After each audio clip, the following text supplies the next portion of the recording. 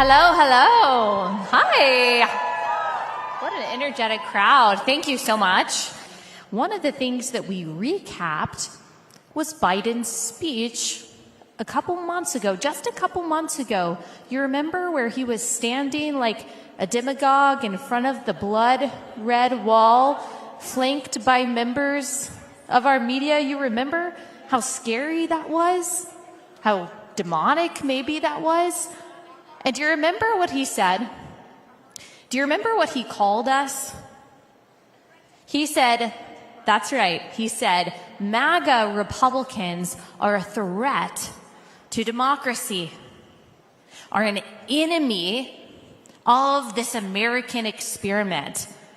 And while he tried to say that it was just one segment of conservatism, just one small part of the right, just a fringe group, these MAGA Republicans, we know, not just by the rest of his speech, but based on the rest of his presidency, we know exactly who he meant. He didn't mean a small proportion of us. He didn't mean a tiny percentage. He means pro-lifers. He means your average conservative. He means people like you and me. And it's really easy, I think, I remember my first reaction, it's really easy to get defensive and to say, how could he be talking about me? How could he be talking about us? We're just people who want to mind our business, to build our homes, to raise our families. We don't want any trouble. How could we possibly be described as a threat? We're just trying to be responsible citizens and good neighbors. We are not threats. That's what we want to say to President Biden. However, as much as we would like to defend ourselves against that kind of accusation and say, no, President Biden, we're not threats, the reality is we are. We are a threat. You are a threat to the progressive regime. You who refuse to be a mindless drone simply repeating the talking points that you see on TikTok are a threat. You who refuse to announce your pronouns are a threat. You who refuse to replace God with the government are a threat. You who read and believe in your Bible are a threat. You who won't be swayed by the emotional manipulation tactics in the media are a threat. You who get married and have babies and teach them right from wrong. You who question narratives, who pursues virtue, who work hard, who think critically, who value the family and community and goodness, life and beauty. You are a threat to their power and plans. Joe Biden doesn't get a lot right, but he was right about that. You are a threat to their power and plans. You are a threat to tyranny. You are a threat to oppression. You are a threat to lies. You are a threat to injustice. You are a threat to the elites who are hell-bent on total control, on societal collapse, degeneracy, and depopulation. Yes, you are a threat to that. You are a boil on the back of dictators. You are an obstacle to totalitarians. You are a mortal enemy to the communists, to the fascists, and every wicked ruler who seeks to destroy America for its own gain. You are a threat to the progressive regime that dominates all of our national and even international institutions, academia, public education, our intelligence agencies, the media, big tech, major corporations, even international entities like the UN, the WHO. You are a threat to all of these entities, the indoctrination that we see in schools. You are a threat to things like abortion. Think about the fact that without you, threats like you and the people who came before you and passed the torch to you, Roe v. Wade would still be on the books. But because for 49 years, pro-lifers waged a relentless war on the evil that is abortion, running pregnancy centers, helping babies and their parents, electing the right people to write good laws and appoint the right judges and justices, Roe v. Wade was finally overturned. Because thousands and thousands of people did not mind being called a threat.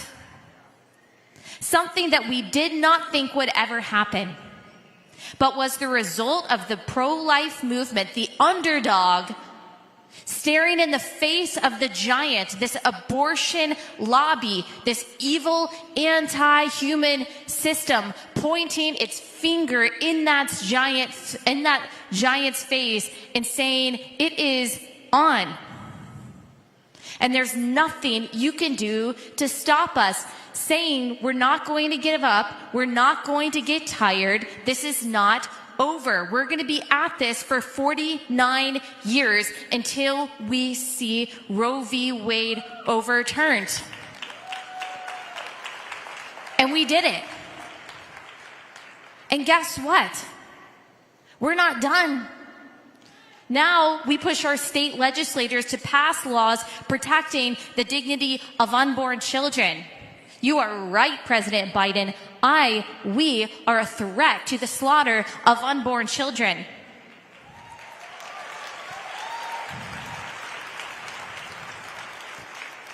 Did you ever think that Twitter would be run by anyone except a horde of communists? And yet, here we are witnessing the exposure of the collusion between big government and big tech to suppress speech it doesn't like. Now, how did that happen?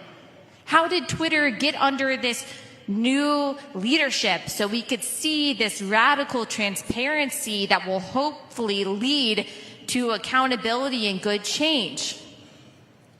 Because a conservative company that tells jokes got suspended for saying Rachel Levine is a man. Fact check, true. And the richest man in the world didn't like it. So did you get that? Someone told the truth at the Babylon Bee, and that was the impetus for a takeover that will likely have a significant and positive impact on the future of Western civilization. Simply by telling the truth, someone was a threat to left-wing hegemonic control, and it made a difference. Who thought, even 5 years ago, that it was possible to turn a purple/blue state deep red? And yet the people of Florida did that. Ron DeSantis did that. How did he do it? By not shying away from the culture wars. By doing something that many Republicans historically have been very uncomfortable with, and that is using the power available to him to take on corporations, namely the powerful corporation Disney. By going head-to-head with gender ideologues and vaccine manufacturers, doing all of the things most Republicans are too scared to do, he changed a state from purple at best to deep red.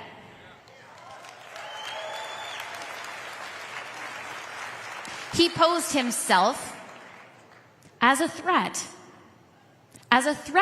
to left-wing power. So change can happen.